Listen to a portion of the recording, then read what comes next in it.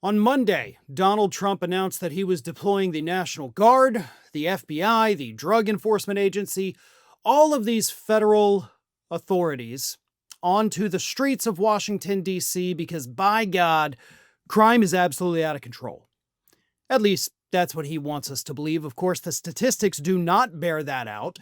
So Donald Trump on Monday, a convicted felon ranting about crime in D.C., lied his face off in order to become an authoritarian leader. This is, of course, the second time in roughly 200 days as president that Donald Trump has deployed the National Guard on the streets of the United States. And based on what Trump told us Monday, this is just the beginning. New York, Chicago, Oakland, Baltimore, all those cities are likely next, which of course is ironic. I mean, Republicans have used Chicago as an example of out of control crime for years. Chicago's not even in the top 5.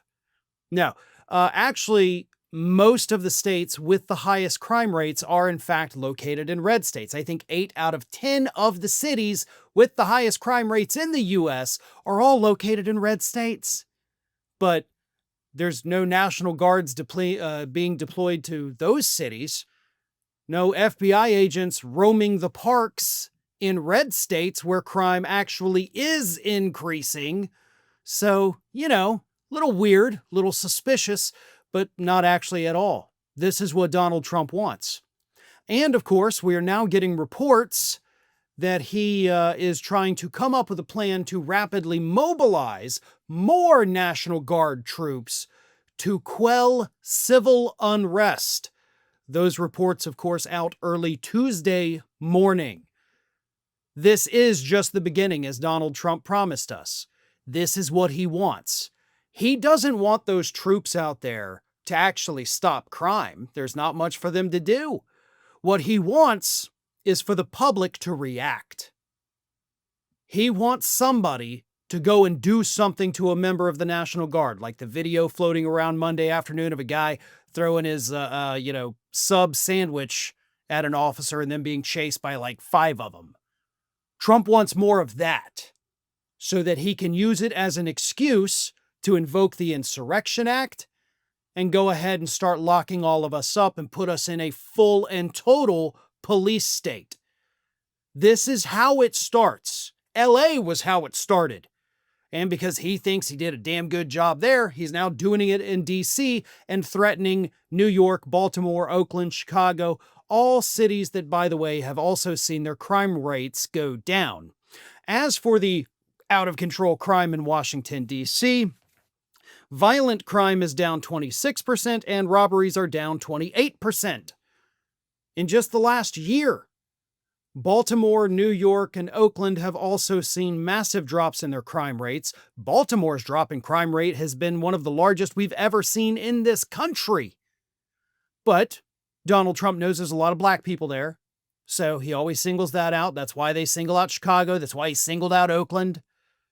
It's racism that he's using to try to convince us that these crime rates are out of control. And once he does that, once he convinces us that we need this kind of security he is protecting or providing, he will expand it. That is the playbook. That is the agenda right now, folks. This is not a warning anymore. It's happening. I don't know how we stop it either. Because as you saw, if you watched that press briefing on Monday morning, he had his little clown car of sycophants and enablists walk out there on stage before him. You had Jeanine Pirro, you had Kash Patel, you had Pam Bondi, you had Kristi Noem, you had Pete Hegseth. All of these people are enabling Donald Trump to do all of this, to effectively take over this country and become this authoritarian leader. The plan is already in motion, all right? You can't even call it a plan anymore. Now it's an action plan. It's what they are doing. And it's going to continue to get worse from here. And there will be escalation from this administration. And let's never forget that this man telling us we have to do this to stop crime is a convicted felon. a convicted felon that also released 400 cop beaters onto the streets of Washington, D.C. when he pardoned the Capitol rioters. 400 of them had been charged and or convicted with beating police officers. And he's the guy that let them go. He doesn't care about crime, not in the least. What he cares about is turning America into a dictatorship, and he's well on his way to doing that.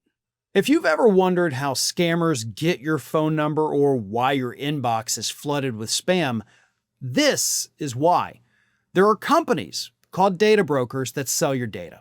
They do it without your consent, and they make billions of dollars selling it to marketers, scammers, and even stalkers. And while they're legally required to remove your info if you ask, they make the process confusing and hard on purpose. That is why I recommend today's video sponsor, Aura, to my family and friends. They take care of the hard part, automatically removing your info from these sites and keeping it off. Aura is all-in-one digital security. You may already have a digital security tool, but not having Aura is like locking the front door but leaving the back door open.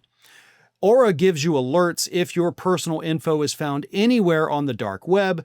They have real-time fraud alerts for credit and banking, 24/7 monitoring to help keep your identity secure. They also offer a secure VPN, antivirus, password manager, and so much more. They have US-based support available around the clock if anything at all goes wrong.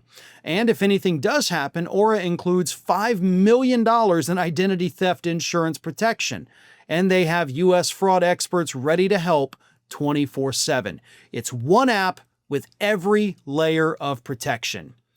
I don't want to leave myself vulnerable online, and you shouldn't either, and that's why I personally use Aura. So try it for yourself. Go to aura.com/ROF to try 14 days for free. That's enough time for Aura to start scrubbing your personal info off these data broker sites without you having to lift a finger.